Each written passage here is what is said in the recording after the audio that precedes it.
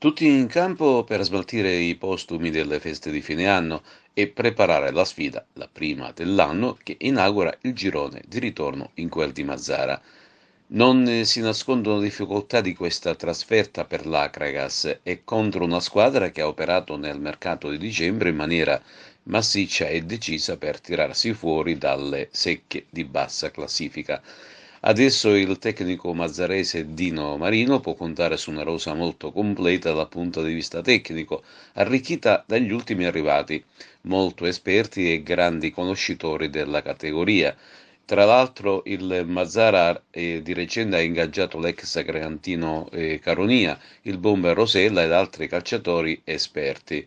Di contro l'Akragas ne ha approfittato per recuperare tutti gli infortunati, compreso Pirrone, che scalpita per scendere in campo. Il tecnico Totovullo può avere a disposizione una rosa concentrata al massimo ed è allo stadio Nino Vaccara è consapevole di doversi giocare un match d'alta tensione.